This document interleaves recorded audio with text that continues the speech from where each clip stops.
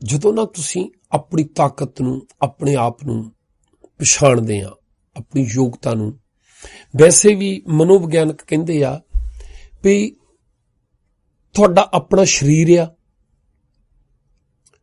ਚਾਹੇ ਦਿਮਾਗੀ ਹਾਲਤ ਆ, ਤੁਹਾਡੀ ਹਿਊਮਨ ਸਾਈਕੀ ਦੀ ਗੱਲ ਆ, ਜਾਂ ਘਰ ਦੇ ਵਿੱਚ ਤੁਸੀਂ ਕਿਸੇ ਕਮਰੇ ਦੇ ਵਿੱਚ ਤੁਹਾਡਾ ਫੋਨ ਆ, ਕੰਪਿਊਟਰ ਆ, ਕੰਮ ਤੇ ਆ, ਕਾਰ ਆ, ਜਿੱਥੇ ਵੀ ਕਿਤੇ ਜਿਹੜਾ ਹਿੱਸਾ, ਜਿਹੜਾ ਕੋਨਾ ਤੁਸੀਂ ਅਣਗੌਲਿਆ ਕੀਤਾ ਹੁੰਦਾ, ਉਹਦੇ ਤੇ ਧਿਆਨ ਦੇਣ ਲੱਗ ਪਵੋ, ਧਿਆਨ ਨਾਲ ਦੇਖੋ, ਵਿਚਾਰੋ ਉਹਨੂੰ, ਉਹਦੇ ਵਿੱਚ ਸੁਧਾਰ ਹੋਣਾ ਸ਼ੁਰੂ ਹੋਣ ਲੱਗ ਪੈਂਦਾ ਨੈਚੁਰਲੀ।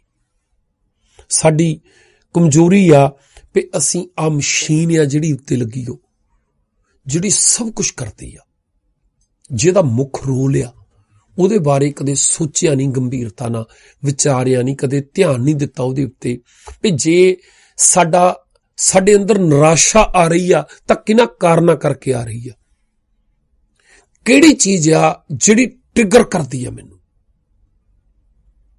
ਮੈਨੂੰ ਕਿਹਦੇ ਨਾਲ ਗੱਲਾਂ ਕਰਦਿਆਂ ਨੂੰ ਦਿਲਚਸਪੀ ਮਹਿਸੂਸ ਹੁੰਦੀ ਹੈ, ਸਵਾਦ ਆਉਂਦਾ, ਚੰਗਾ ਲੱਗਦਾ, ਮੈਨੂੰ ਕੀ ਸੋਚ ਕੇ ਮੈਨੂੰ ਤਾਕਤ ਮਿਲਦੀ ਆ, ਕਿਹੜੇ ਵਿਚਾਰ ਆ ਜਿਹੜੇ ਮੈਨੂੰ ਢਹਿੰਦੀ ਕਲਾ ਚ ਲੈ ਕੇ ਜਾਂਦੇ ਆ, ਨਿਰਾਸ਼ਾ ਚ ਲੈ ਕੇ ਜਾਂਦੇ ਆ। ਜੇ ਆਪਣੇ ਆਪ ਨੂੰ ਪੜ੍ਹਨਾ ਸ਼ੁਰੂ ਕਰ ਦਿਓ, ਵਾਚਣਾ ਸ਼ੁਰੂ ਕਰ ਦਿਓ, ਉਹਦੇ ਬਾਰੇ ਸੋਚਣਾ ਛੱਡ ਦਈਏ, ਉਹ ਖਿਆਲ ਆਉਣੀ ਨਾ ਦਈਏ। ਜਦੋਂ ਵਿਹਲੇ ਹੁੰਦੇ ਆ, ਫਿਲਮ ਲਾ ਲਓ, ਕੋਈ ਸਾਊਂਡ ਕਲਾਊਡ ਤੇ ਗਾਣੇ ਚਾੜ ਕੇ ਰੱਖੋ, ਜਦੋਂ ਵਿਹਲੇ ਸੌਣ ਲੱਗਦੇ ਆ, ਬੰਦੇ ਨੂੰ ਸੌਣ ਲੱਗਿਆਂ ਤੇ ਖਿਆਲ ਆਉਂਦੇ ਆ, ਠੀਕ ਆ, ਗਾਣੇ ਮੱਧਮ ਜਿਹੀ ਆਵਾਜ਼ ਚਲਾ ਕੇ ਚਲਾ ਦਿਓ, ਬਸ। ਕਿੰਨਾ ਕੁ ਨੈਟ ਲੈ ਲੈਣਾ ਉਹਨਾਂ ਨੇ, ਤੁਸੀਂ ਪਏ ਆ, ਧਿਆਨ ਤੁਹਾਡਾ ਗੀਤ ਵਿੱਚ ਆ, ਮਿਊਜ਼ਿਕ ਵਿੱਚ ਆ, ਨੀਂਦ ਆ ਜਾਊਗੀ, ਠੀਕ ਆ, ਜੇ ਜਾਗਦੇ ਹੋਗੇ ਤਾਂ ਧਿਆਨ ਉੱਥੇ ਰਹੂਗਾ, ਖਿੰਡਦਾ ਹੀ ਨਹੀਂ ਕਿਤੇ।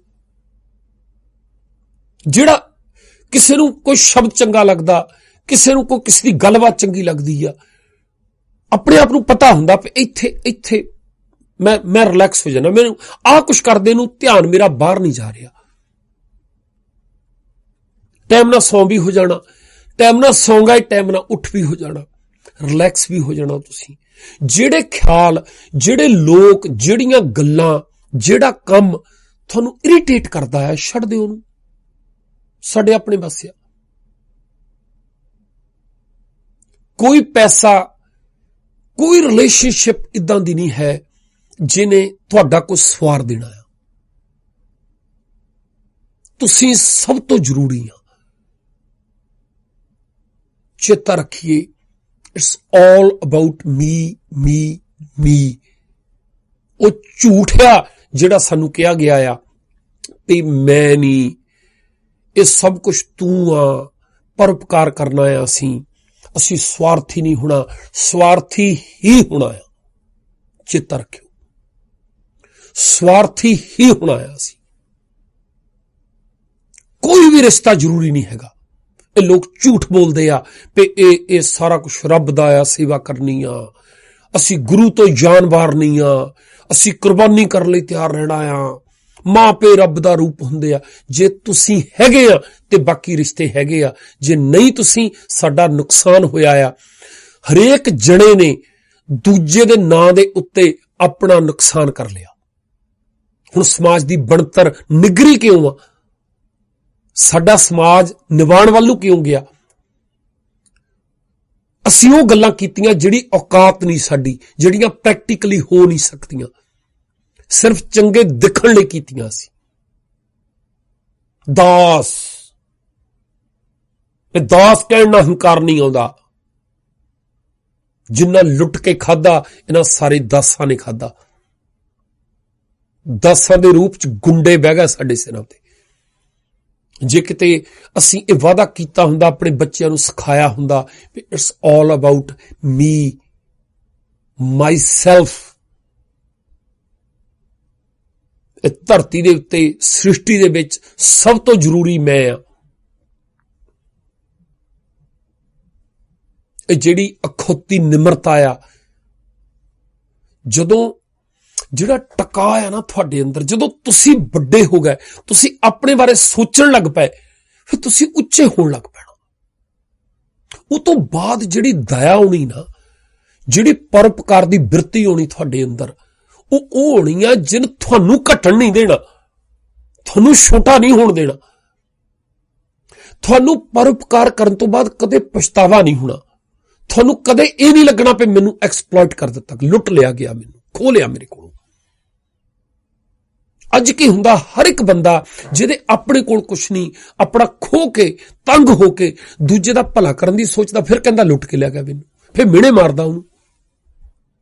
ਜਦੋਂ ਤੁਸੀਂ ਆਪਣੇ ਬਾਰੇ ਸੋਚਣ ਲੱਗ ਪਏ, ਫਿਰ ਤੁਸੀਂ ਸਾਰਾ ਕੁਝ ਆਪਣੇ ਲਈ ਕਰਨਾ ਆ। ਉਹ ਤੋਂ ਬਾਅਦ ਉਹ ਕਰਨਾ ਪਰਉਪਕਾਰ ਜਿਹਨੂੰ ਤੁਸੀਂ ਝੱਲ ਲੈਣਾ ਆ। ਫਿਰ ਤੁਹਾਡੇ ਅੰਦਰ ਹਿੰਮਤ ਹੋਣੀ ਆ ਕਿ ਕੋਈ ਨਹੀਂ, ਤੁਸੀਂ ਇਹ ਮੰਨ ਕੇ ਦੇਣਾ ਆ ਕਿ ਧੋਖਾ ਦਊਗਾ, ਫਿਰ ਤੁਸੀਂ ਮਿਹਣਾ ਨਹੀਂ ਮਾਰਨਾ, ਫਿਰ ਤੁਹਾਨੂੰ ਇਰੀਟੇਸ਼ਨ ਨਹੀਂ ਹੋਣੀ, ਫਿਰ ਤੁਸੀਂ ਰੰਡੀ ਰੋਣੇ ਨਹੀਂ ਰੋਣੇ ਉਸ ਗੱਲ ਤੇ। ਜਦੋਂ ਕੋਈ ਬੰਦਾ ਆਪਣੇ ਨਾਲ ਹੋਏ ਹੋਏ ਧੋਖੇ ਦੀ ਵਾਰਤਾ ਵਿਸਥਾਰ ਦੇ ਨਾਲ ਸੁਣਾਉਂਦਾ ਆ, ਸ਼ਾਇਦ ਉਹਨੂੰ ਇਹ ਲੱਗਦਾ ਹੋਵੇ ਕਿ ਦੁਨੀਆ ਹਮਦਰਦੀ ਦੇਊਗੀ ਇਹਨੂੰ, ਨਹੀਂ, ਸੁਣਨੇ ਵਾਲਾ ਬੇਵਕੂਫ ਸਮਝਦਾ ਆ। ਪਹਿਲਾ ਖਿਆਲ ਉਹਦੇ ਦਿਮਾਗ ਚ ਆਉਂਦਾ ਕਿ ਤੂੰ ਭਰੋਸਾ ਕਿਉਂ ਕੀਤਾ। ਧਰਮ ਨੇ ਗਰੀਬੀ ਨੂੰ ਸਲਾਹਿਆ ਆ, ਧਰਮ ਨੇ ਅਮੀਰ ਲੋਕਾਂ ਦੀ ਭੰਡੀ ਕੀਤੀ ਆ। ਇਸ ਕਰਕੇ ਉਹਨੂੰ ਪਤਾ ਸੀ ਕਿ ਜਿਹੜਾ ਅਮੀਰ ਹੋ ਰਿਹਾ ਆ ਉਹਦੇ ਕੋਲ ਦਿਮਾਗ ਆ, ਉਹਨੂੰ ਮੇਰੇ ਝਾਂਸਿਆਂ ਵਿੱਚ ਨਹੀਂ ਆਉਣਾ। ਜਿਹੜੇ ਛੋਟੇ ਪੱਧਰ ਦੇ ਲੋਕ ਆ, ਇਹਨਾਂ ਨੂੰ ਜੇ ਮੈਂ ਇਹ ਕਹਿ ਦਿਆਂ ਕਿ ਜੋ ਕੁਛ ਹੈਗਾ ਤੁਹਾਡਾ ਕਰਮਾਂ ਦਾ ਫਲ ਆ, ਇਹ ਕੋਈ ਦੇਣੇ ਵਾਲਾ ਹੋ ਰਿਹਾ, ਲਿਖਣੇ ਵਾਲਾ, ਮੋਹਰਾਂ ਲਾਉਣੇ ਵਾਲਾ ਹੋ ਰਿਹਾ, ਇਹ ਮੱਥੇ ਦੇ ਉੱਤੇ ਮੋਹਰ ਹੁੰਦੀ ਆ, ਜੇ ਪੁੱਠੀ ਹੋਵੇ ਏਦਾਂ ਟੇਕਣ ਦੇ ਨਾਲ ਸਿੱਧੀ ਹੋ ਜਾਂਦੀ ਆ, ਏਦਾਂ ਦੀਆਂ ਥਿਊਰੀਆਂ ਦੇ ਕੇ ਇਹਨੇ ਲੁੱਟ ਕੇ ਖਾਦਾ। ਇਹ ਸਾਨੂੰ ਸਿਖਾਉਂਦਿਆਂ ਨੇ ਭਈ ਮਿਹਨਤ ਕਰਕੇ ਅਮੀਰ ਨਾ ਹੋਇਓ, ਆਪਣੇ ਬਾਰੇ ਨਾ ਸੋਚਿਓ। ਜਿਹੜਾ ਜ਼ਿਆਦਾ ਪੈਸਾ ਆ ਉਹ ਪਾਪਾਂ ਤੋਂ ਬਾਜ ਨਹੀਂ ਆਉਂਦਾ, ਤੁਹਾਨੂੰ ਪਾਪੀ ਬਣਨਾ ਪੈਣਾ ਅਮੀਰ ਹੋਣ ਲਈ। ਸਾਨੂੰ ਇਹ ਸਿੱਖਿਆ ਦਿੰਦੇ ਦਿੰਦੇ ਆਪ ਅਰਬਾਂਪਤੀ ਹੋ ਕੇ ਪੈ ਗਏ। ਕਰੋੜਾਂ ਦੇ ਸਕੂਲ ਖੋਲ ਲਏ ਇਹਨਾਂ ਨੇ, ਇਹ ਕਹਿੰਦਿਆਂ ਨੇ। ਅੱਜ ਤੋਂ ਵਾਅਦਾ ਕਰ ਲਈਏ ਕਿ ਸਭ ਤੋਂ ਜ਼ਰੂਰੀ ਮੈਂ ਆ, ਪਹਿਲਾਂ ਮੈਂ ਆਪਣਾ ਖਿਆਲ ਰੱਖੂੰਗਾ। ਆਪਣਾ ਜਿੱਦਣ ਤੁਸੀਂ ਆਪਣਾ ਖਿਆਲ ਰੱਖਣ ਲੱਗ ਪਏ, ਫਿਰ ਤੁਹਾਨੂੰ ਪਤਾ ਲੱਗਣ ਲੱਗ ਪੈਣਾ ਵੀ ਮੈਂ ਪੈਸੇ ਪੱਖੋਂ ਤਾਂ ਸੋਚਣ ਲੱਗ ਪਿਆ ਆ, ਮੈਂ ਪੰਕਚੁਅਲ ਹੋ ਗਿਆ ਆ, ਮੈਨੂੰ ਆਪਣੇ ਆਪ ਨੂੰ ਪਛਾਣਨਾ ਆ ਗਿਆ, ਆਲੇ ਦੁਆਲੇ ਨੂੰ ਮੈਂ ਦੇਖਣ ਲੱਗ ਪਿਆ, ਮੈਂ ਸਿੱਖ ਲਿਆ ਕਿ ਕਿੱਦਾਂ ਡੀਲ ਕਰਨਾ ਆ।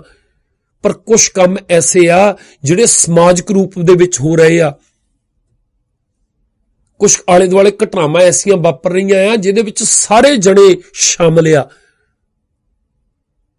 ਉਹ ਜੇ ਮੈਂ ਉਹਨੂੰ ਠੀਕ ਕਰਨ ਦੇ ਵਿੱਚ ਆਪਣਾ ਯੋਗਦਾਨ ਨਾ ਪਾਇਆ ਤੇ ਮੇਰਾ ਵੀ ਨੁਕਸਾਨ ਹੋਣਾ ਹੈ। ਉਸ ਵੇਲੇ ਤੁਹਾਡੇ ਅੰਦਰ ਉਹ ਹਿੰਮਤ, ਉਹ ਤਾਕਤ ਜਿਹੜੀ ਭਗਤ ਕਬੀਰ ਅੰਦਰ, ਭਗਤ ਰਵਿਦਾਸ ਅੰਦਰ, ਕਦੇ ਭਗਤ ਨਾਮਦੇਵ, ਕਦੇ ਗੁਰੂ ਨਾਨਕ ਪਾਤਸ਼ਾਹ ਦੇ ਅੰਦਰ ਆਈ ਸੀ, ਤੁਹਾਡੇ ਅੰਦਰ ਉਹ ਆਉਣੀ ਹੈ। ਫਿਰ ਜਦੋਂ ਉਹ ਲੋਕ ਜਿਹੜੇ ਆਪਣੇ ਬਾਰੇ ਸੋਚ ਲਿਆ, ਜਿਹਨੂੰ ਆਪਣੇ ਆਪ ਨੂੰ ਮੁੱਖ ਰੱਖ ਲਿਆ, ਜਦੋਂ ਉਹਨਾਂ ਨੇ ਪਰਉਪਕਾਰ ਲਈ ਉੱਠਣਾ ਹੈ ਨਾ, ਉਹਨੇ ਲੋਕਾਂ ਨੂੰ ਨਹੀਂ ਕਹਿਣਾ ਵੀ ਮੈਨੂੰ ਪੈਸਾ ਦਿਓ। ਉਹ ਭਾਵੇਂ 2 ਹੋਣ, ਭਾਵੇਂ 10 ਹੋਣ, ਬੇਸ਼ੱਕ ਇੱਕ ਹੋਵੇ, ਭਾਵੇਂ ਹੋਵੇ ਨਾ ਕੋਈ ਵੀ, ਉਦੋਂ ਕਿਸੇ ਨੇ ਇਹ ਨਹੀਂ ਕਹਿਣਾ ਵੀ ਇਹ ਲੋਕ ਧਰਮ ਦੇ ਨਾਂ ਤੇ ਲੁੱਟਦੇ ਆ। ਉਦੋਂ ਜਿਹੜੇ ਆਉਣਗੇ ਉਹ ਕੁਰਬਾਨੀ ਵਾਲੇ ਆਉਣਗੇ, ਤਿਆਗ ਵਾਲੇ ਆਉਣਗੇ। ਇਸ ਕਰਕੇ ਦਸਵੰਧ ਦੀ ਗੱਲ ਆ, ਜਿਹੜੀ ਦਾਨ ਕਰਨ ਦੀ ਗੱਲ ਆ, ਪੈਸਾ ਦੇਣ ਦੀ ਗੱਲ ਆ, ਕਿਤੇ ਜਾ ਕੇ ਕੁਝ ਪ੍ਰਾਪਤ ਕਰਨ ਦੀ ਗੱਲ ਆ, ਸੇਵਾ ਕਰਨ ਦੀ ਗੱਲ ਆ, ਭੁੱਲ ਜਾਓ ਆਪਣੇ ਮਨ ਚੋਂ ਜੇ ਕੁਝ ਕਰਨਾ ਚਾਹੁੰਦੇ ਆ। ਜਿੰਨਾ ਟਾਈਮ ਆ ਆਪਣੇ ਆਪ ਉੱਤੇ ਲਾਓ, ਆਪਣੇ ਪਰਿਵਾਰ ਉੱਤੇ ਲਾਓ, ਪੈਸਾ ਕਮਾਓ, ਵੱਧ ਤੋਂ ਵੱਧ ਪੈਸਾ ਸੰਭਾਲੋ। ਕਿਤੇ ਦਸਵੰਧ ਦੇਣ ਦੀ ਲੋੜ ਨਹੀਂ। ਸਿਰਫ ਉਹ ਬੰਦੇ ਦੇਣ ਜਿਹੜੇ ਇਹ ਸੋਚਦੇ ਆ ਕਿ ਜੋ ਆਲੇ ਦੁਆਲੇ ਹੋ ਰਿਹਾ ਆ ਇਹਨੂੰ ਠੀਕ ਕਰਨਾ ਮੇਰਾ ਫਰਜ਼ ਆ। ਜਿਨ੍ਹਾਂ ਦੇ ਕੋਲ ਆਪਣੇ ਖਰਚੇ ਪੂਰੇ ਨਹੀਂ ਹੋ ਰਹੇ, ਸਹੁੰ ਲੱਗੇ ਉਹਨਾਂ ਨੂੰ ਆਪਣੇ ਨਿਆਣਿਆਂ ਦੀ, ਜੇ ਉਹਨੇ ਆਪਣੇ ਖਰਚੇ ਚੋਂ ਪੈਸੇ ਕੱਢ ਕੇ ਕਿਸੇ ਨੂੰ ਦਿੱਤੇ ਤਾਂ ਕੋਈ ਲੋੜ ਨਹੀਂ ਕਿਤੇ। क्योंकि ਉਹਦੇ ਨਾਲ ਤੁਹਾਨੂੰ ਪਛਤਾਵਾ ਰਹਿਣਾ। ਜਿਹੜੇ ਲੋਕ ਮਿਹਣੇ ਮਾਰਦੇ ਆ ਉਹੀ ਲੋਕ ਆ, ਔਰ ਜਿਨ ਲੈਣੇ ਆ, ਜਿਨ ਕੁਝ ਕਰਨਾ ਆ, ਉਹਨੂੰ ਵੀ ਪਤਾ ਹੋਵੇ ਵੀ ਮੇਰੇ ਆਲੇ ਦੁਆਲੇ ਕਿੰਨੇ ਕਿਆ। ਜਿਹੜੀ ਲਿਫਟ ਦੇ ਆਸਰੇ ਨਾਲ ਮੈਂ ਉੱਤੇ ਨੂੰ ਚੱਲਾਂ, ਉਹ ਕਿੰਨਾ ਕੁ ਵੇਟ ਚੱਕ ਸਕਦੀ ਆ। ਕੋਈ ਨਹੀਂ 50 ਸਾਲ 100 ਸਾਲ ਹੋਰ ਲੱਗ ਜਾਊਗਾ, 2 ਪੀੜ੍ਹੀਆਂ ਹੋਰ ਸਹੀ, ਕੋਈ ਪਰਵਾਹ ਨਹੀਂ ਉਸ ਗੱਲ ਦੀ। ਲੁੱਟੇ ਜਾਣ ਤੋਂ, ਐਕਸਪਲੋਇਟੇਸ਼ਨ ਤੋਂ ਬਚ ਗਏ। ਫਰੇਬੀ ਲੋਕ ਆ ਜਿਹੜੇ ਇਹ ਬਾਣਾ ਪਾ ਕੇ ਬੈਠੇ ਆ। ਇਹਨਾਂ ਦਾ ਸਾਰਾ ਜ਼ੋਰ ਲੱਗ ਗਿਆ ਗੱਲ ਕਰਦਿਆਂ ਦਾ ਵੀ ਧਰਮ ਦੇ ਨਾਂ ਦੇ ਉੱਤੇ ਬ੍ਰਾਹਮਣ ਜਿਹੜਾ ਆ, ਪੁਜਾਰੀ ਜਿਹੜਾ ਆ, ਉਹ ਮੰਦਰ ਨੂੰ ਰੱਬ ਦਾ ਘਰ ਕਹਿ ਕੇ, ਮਸਜਿਦ ਨੂੰ ਰੱਬ ਦਾ ਘਰ ਕਹਿ ਕੇ ਲੋਕਾਂ ਨੂੰ ਲੁੱਟ ਰਿਹਾ ਸੀ ਵੀ ਤੁਸੀਂ ਦਾਨ ਦਿਓ, ਭਗਵਾਨ ਦਾ ਮੰਦਰ ਬਣਾਉਣਾ ਆ, ਦਾਨ ਦਿਓ। ਕਹਿੰਦੇ ਗੁਰੂ ਸਾਹਿਬ ਨੇ ਆ ਕੇ ਕਿਹਾ ਭਗਵਾਨ ਨੂੰ ਦਾਨ, ਰੱਬ ਨੂੰ ਦਾਨ ਦਿੱਤਾ ਨਹੀਂ ਜਾ ਸਕਦਾ, ਉਹ ਤਾਂ ਸਾਰਿਆਂ ਨੂੰ ਦਾਨ ਦਿੰਦਾ ਆ, ਫਿਰ ਉਹਨੂੰ ਕਿੱਦਾਂ ਦੇ ਸਕਦੇ ਆ? ਆਪਾਂ ਤਾਂ ਭੇਟਾ ਕਰਨੀ ਹੈ, ਫਿੱਟੇ ਮੂੰਹ ਤੁਹਾਡਾ। ਜਿਹੜੀ ਉਹ ਦਾਨ ਦੇ ਨਾਂ ਤੇ ਲੈਂਦਾ ਸੀ, ਇਹ ਕਹਿੰਦੇ ਨੇ ਭੇਟਾ ਦੇ ਨਾਂ ਤੇ ਦਿਓ।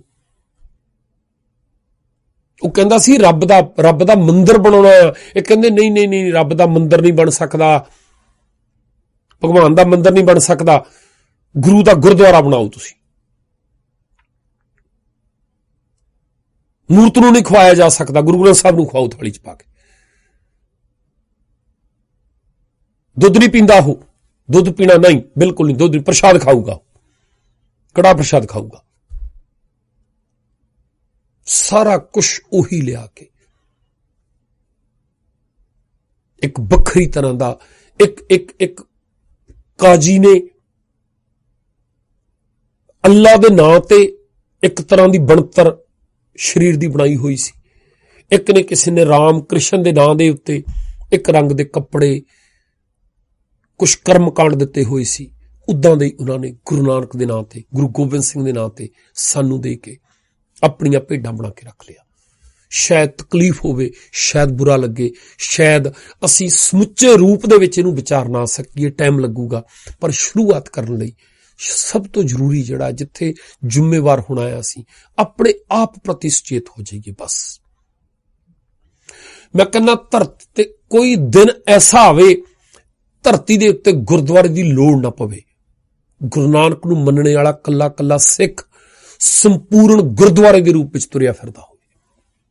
ਜੋ ਕੁਛ ਗੁਰੂ ਗ੍ਰੰਥ ਸਾਹਿਬ ਕਹਿ ਰਹੇ ਆ, ਆਪਣੇ ਆਪ ਦੇ ਵਿੱਚ ਗੁਰੂ ਗੋਬਿੰਦ ਸਿੰਘ ਆਪਣੇ ਆਪ ਦੇ ਵਿੱਚ 10 ਪਾਤਸ਼ਾਹੀਆਂ, ਮੈਂ ਕਹਿੰਦਾ 35 ਦਾ ਸਰੂਪ ਤੁਰਿਆ ਜਾਂਦਾ ਹੋਵੇ। ਤਾਂ ਜਿਹੜਾ ਜ਼ਿੰਮੇਵਾਰੀ ਨਿਭਾਉਂਦਾ ਹੋਵੇ, ਫਰਜ਼ ਨਿਭਾਉਂਦਾ ਹੋਵੇ, ਜਿੱਥੇ ਲੱਗੇ ਉਹਨੂੰ, ਉਹਦੇ ਅੰਦਰ ਇੰਨੀ ਹਿੰਮਤ ਹੋਵੇ ਕਿ ਜਿੰਨੀ ਕੁ ਮੇਰੇ ਅੰਦਰ ਸ਼ਕਤੀ ਆ, ਜਿਹਦੇ ਚ ਤਵੀ ਤੇ ਬਹਿਣ ਦੀ ਸ਼ਕਤੀ ਹੋਊਗੀ, ਉਹ ਜਹਾਂਗੀਰ ਨਾਲ ਪੰਗਾ ਲੈ ਲਊਗਾ। ਜਿਹਦੇ ਚ ਸੀਸ ਕਟਾਉਣ ਦੀ ਹਿੰਮਤ ਹੋਊਗੀ, ਉਹ ਜਾ ਕੇ ਔਰੰਗਜ਼ੇਬ ਦੀ ਹਿੱਕ ਚ ਵੱਜੂਗਾ। ਜਿਹਦੇ ਅੰਦਰ 4 ਵਾਰਨ ਦੀ ਹਿੰਮਤ ਹੋਊਗੀ, ਉਹ ਕਹੂਗਾ ਮੈਂ ਘੋੜੇ ਤੇ ਵੀ ਚੜੂ, ਮੈਂ ਕਲਗੀ ਵੀ ਲਾਊਂ, ਮੈਂ ਨਗਾਰੇ ਵੀ ਵਜਾਊਂ। ਜਿਹਦੇ ਅੰਦਰ ਘੱਟ ਹੋਊਗੀ, ਉਹ ਸੜਕ ਤੇ ਜਾਂਦਾ ਜਾਂਦਾ ਗਿਵਵੇ ਦੇ ਦਊਗਾ ਕਿਸੇ ਨੂੰ। ਜਿਹਦੇ ਅੰਦਰ ਸਿਰਫ ਆਪਣੇ ਜੋਗਾ ਹੋਇਆ, ਉਹ ਆਪਣਾ ਧਿਆਨ ਰੱਖੂਗਾ, ਟੱਬਰ ਪਾਲੂਗਾ, ਆਪ ਸੁਖੀ ਹੋਊਗਾ, ਟੱਬਰ ਸ਼ਾਂਤ ਹੋਊਗਾ, ਵਾਈਫ ਉਹਦੀ ਠੀਕ ਹੋਊਗੀ, ਬੱਚੇ ਠੀਕ ਹੋਣਗੇ, ਸਮਾਜ ਆਪੇ ਸੋਹਣਾ ਬਣਨ ਲੱਗ ਪੈਣਾ। ਜਦੋਂ ਉਹਨਾਂ ਸੁਲਝੇ ਹੋਇਆਂ ਦੇ ਵਿੱਚੋਂ MLA ਬਣਨਗੇ, MP ਬਣਨਗੇ, ਉਹ ਆਪੇ ਹੀ ਅਤਿਆਚਾਰ ਨਹੀਂ, ਲੁੱਟਣਗੇ ਹੀ ਨਹੀਂ ਕਿਸੇ ਨੂੰ। ਉਹਨਾਂ ਦੇ ਵਿੱਚੋਂ ਸੋਚਣਗੇ ਕੋਈ ਵੀ ਲੋਕਾਂ ਦਾ ਭਲਾ ਕਰਨ ਲਈ ਧਰਮ ਦੇ ਮੰਦਰ ਅਸਥਾਨ ਕਿੱਦਾਂ ਦੇ ਚਾਹੀਦੇ ਆ। ਉਹ ਪਲੈਨਿੰਗ ਜਿਹੜੀ ਹੋਊਗੀ, ਉਹ ਗੁਰੂ ਨਾਨਕ ਦੀ ਧਰਮਸ਼ਾਲਾ ਵਰਗੀ ਹੋਊਗੀ, ਉਹ ਲੋਕਾਂ ਨੂੰ ਲੁੱਟਣ ਵਾਲੀ ਨਹੀਂ ਹੋਊਗੀ। ਉਹਨਾਂ ਚੋਂ ਜਿੱਦਣ ਸੁਲਝੇ ਹੋਇਆਂ ਚੋਂ ਜਿੱਦਣ ਕਿਸੇ ਨੇ ਪ੍ਰਚਾਰ ਕਰਨ ਬਾਰੇ ਸੋਚਿਆ, ਉਹ ਪੰਥ ਪ੍ਰੀਤਾਂਗ 7 ਕਰੋੜ ਦਾ ਸਕੂਲ ਬਣਾਉਣ ਲਈ ਲਾਹਾ ਨਹੀਂ ਕਰੂਗਾ, ਉਹ ਪਰਉਪਕਾਰੀ ਬਿਰਤੀ ਵਿੱਚੋਂ ਨਿਕਲੂਗਾ। ਜਿਹੜੀ ਲੋੜ ਹੋਣੀ ਆ ਉਹਦੇ ਲਈ ਕੰਮ ਕਰਨਗੇ। ਸ਼ਾਇਦ 2 ਪੀੜ੍ਹੀਆਂ ਲੱਗ ਜਾਣ, ਸਾਨੂੰ ਕੋਈ ਪਰਵਾਹ ਨਹੀਂ। ਮੈਂ ਕਹਿੰਦਾ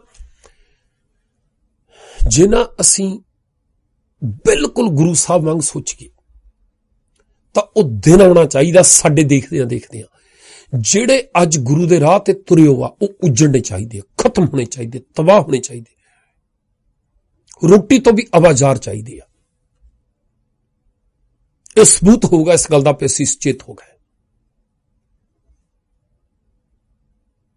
ਟਾਈਮ ਲੱਗਣਾ ਹੈ, ਇੱਕ ਪੀੜ੍ਹੀ ਲੰਘ ਜਾਊਗੀ ਜਾਣੀ। ਉਹ ਤੋਂ ਬਾਅਦ ਤੁਸੀਂ ਜਦੋਂ ਕੋਈ ਗਲਤੀ ਕਰ ਨਹੀਂ ਰਿਹਾ ਹੋਣਾ, ਹਰੇਕ ਨੂੰ ਆਪਣੇ ਬਾਰੇ ਪਤਾ ਲੱਗ ਗਿਆ। ਲੁੱਟੂਗਾ ਕੌਣ? ਕੀ ਟਕਸਾਲ ਦੇ ਜਾ ਕੇ ਦਰਬਾਰ ਸਾਹਿਬ ਪੈਸੇ ਚਾੜਨਗੇ? ਕਿ ਸੰਪਟਾਂ ਤੇ ਪੈਸੇ ਦੇਣਗੇ? ਨਾਨਕਸਰੀਆਂ ਦੇ ਡੇਰਿਆਂ ਤੇ ਜਾਊਗਾ ਕੋਈ? ਜਿਹਦੀ ਜਾਣਾ ਆ ਉਹਨਾਂ ਦਾ ਸੰਬੰਧ ਕੋਈ ਨਹੀਂ ਹੋਣਾ। ਆਪਣੇ ਆਪ ਸਾਰਾ ਕੁਝ ਖਤਮ ਹੋ ਜਾਣਾ। ਬਸ ਆਪਣੇ ਬਾਰੇ ਸੋਚੀਏ ਅਸੀਂ।